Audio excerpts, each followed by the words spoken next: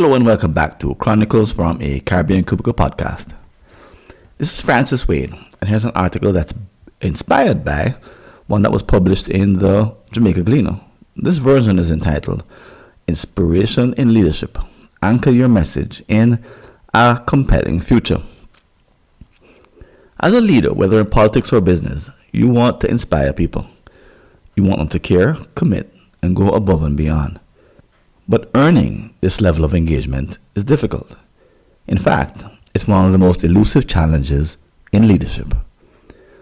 Inspiration, after all, isn't automatic. It doesn't come from holding a title or issuing commands. It's something that must be carefully cultivated, often against the backdrop of public skepticism. That's one reason why political campaigns, like Jamaica's upcoming election cycle, can offer unexpected leadership lessons if viewed through the right lens. Today, many are enchanted with politics. Voter turnout in Jamaica has declined steadily, echoing global trends that point to growing cynicism about leadership, institutions, and the future. And this problem isn't confined to government. In the corporate world, executives also struggle to mobilize teams and customers around a vision, especially in environments marked by uncertainty, competition, and fatigue. Ideally, leaders shouldn't need to bribe, pressure, or manipulate people into action. Instead, they aim to win over hearts and minds so that others willingly contribute their discretionary time, energy, and creativity. That's what genuine inspiration looks like, but it's easier said than done.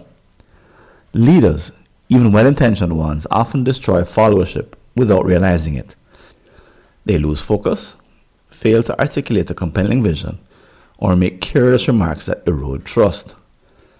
You've likely seen this happen, where someone in authority squanders goodwill with a single tone-deaf comment or decision. Amidst this leadership crisis, I recently came across a video from Wavell Hines, the former West Indies cricketer and now a political aspirant with Jamaica's PNP. His short Facebook message, filmed at a deserted Savannah Park, offers a masterclass in communicating a purpose-driven future, one that transcends personal ambition or partisan gain. Grounded in painful truths.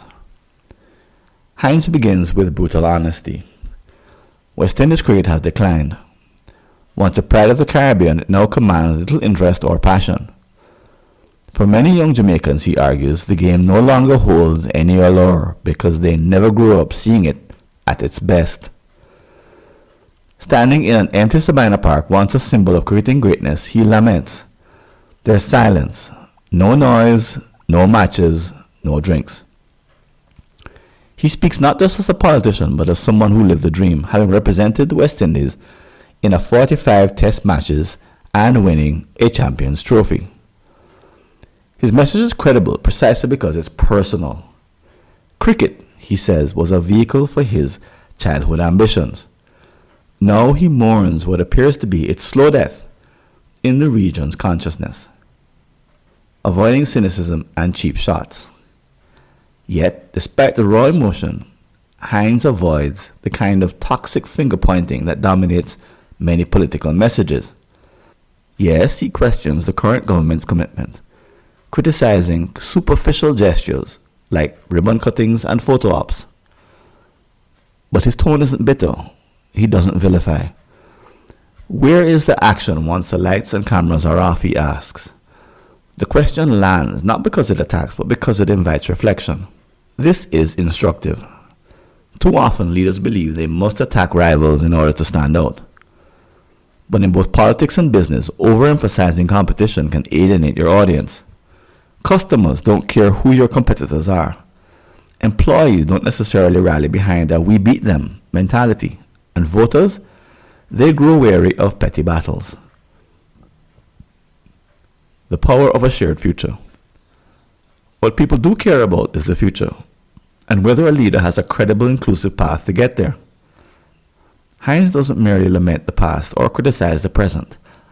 He paints a vision of what could be, a resurgence of West Indies cricket that unites generations and rekindles national pride. It's not about winning the next match or the next election. It's about anchoring today's actions in a future worth striving toward. For corporate leaders, this is an important lesson. It's tempting to focus narrowly on market share, quarterly results, or outperforming the competition. But these goals rarely invite or ignite passion. Instead, leaders must craft probable futures like sustainable manufacturing 2040 or AI for human flourishing that spark hope and demand innovation. People don't follow leaders because they outperform the competition. They follow those who offer a bigger vision, one that includes them, stretches their imagination, and makes them feel part of something meaningful. Become an ambassador from the future. Effective leaders speak and act as if they are already visiting the future and are now returning to guide us toward it. They describe what they've seen in vivid, practical terms. They acknowledge the obstacles, yes, but they also lay out a clear path forward.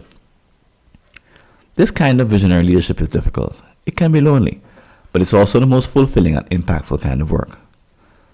So ask yourself, what future are you inviting others to help create?